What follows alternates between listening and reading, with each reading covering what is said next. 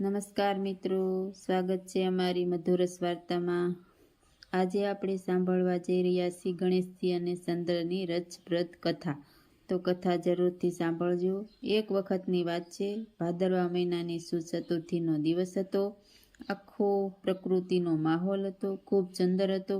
રાત્રે આકાશમાં તેજસ્વી ચંદ્ર ઝગમગી રહ્યા હતા। એ સમયે ગણેશજી પોતાના વાહન મૂષક પર બેસી જંગલમાં ફરવા નીકળ્યા હતા। ગણેશજીના હાથમાં ઘણા બધા લાડુ હતા, કારણ કે તેમને લાડુ તો ખૂબ પ્રિય હતા। તેઓ આનંદપૂર્વક મૂષક પર સવારી કરવા જતા હતા, પણ અચાનક જંગલના રસ્તામાં એક સાપ મૂષકના પગ નીચે આવી ગયો। મૂષક ભયથી કંપી ઉઠ્યો અને એકાએક ઉછળી પડ્યો। પરિણામે ગણેશજીનું સંતુલન બગડ્યું અને તેઓ જમીન પર પટકાયા। તેમના હાથમાંથી બધા લાડુ ચારે બાજુ ફેલાઈ ગયા। આ દ્રશ્ય જોતા આકાશમાં બેઠેલા ચંદ્રદેવ હસવા લાગ્યા। ચંદ્રે મજાક કરતા કહ્યું, તું તો દેવોમાં વિઘ્નહર્તા કહેવાય છે, અને પોતે જ જમીન પર પડી ગયો, લાડુ પણ સંભાળી શક્યો નથી।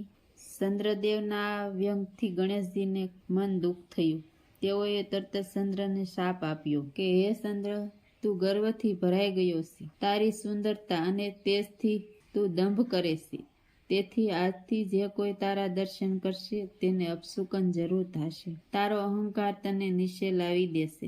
આ સાંભળતા જ ચંદ્રનું તેજ ઘટવા માંડ્યું। તેમનો ચમકતો આકાર ધીમો થવા લાગ્યો। ચંદ્ર ડરી ગયા અને રડી પડ્યા।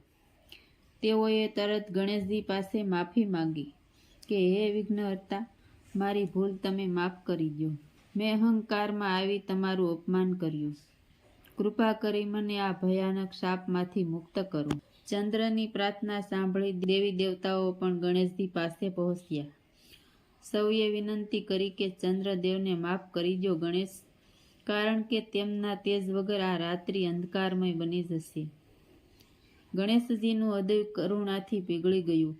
તેમણે કહ્યું કે ચાલ ચંદ્ર, હું તારો દોષ થોડો હળવો કરું છું।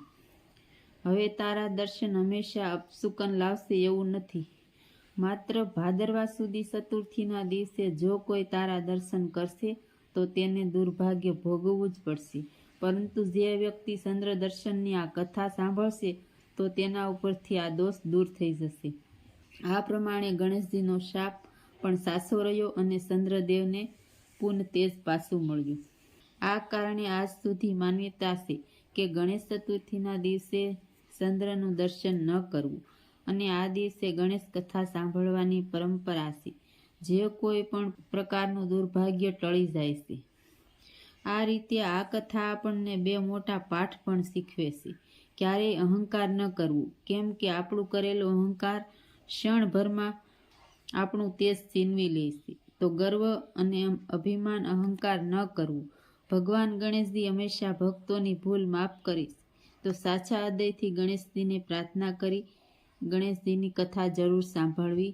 મિત્રો, આ વાર્તા કેવી લાગી? સારી લાગી હોય તો કોમેન્ટમાં જય ગણેશ લખજો, લાઈક કરજો, શેર કરજો, અને ચેનલમાં પહેલી વાર આવ્યા હોય તો સબસ્ક્રાઈબ કરવાનું અમારી ચેનલને તમે ન ભૂલતા। ફરી મળશું આવી નવી કથા સાથે।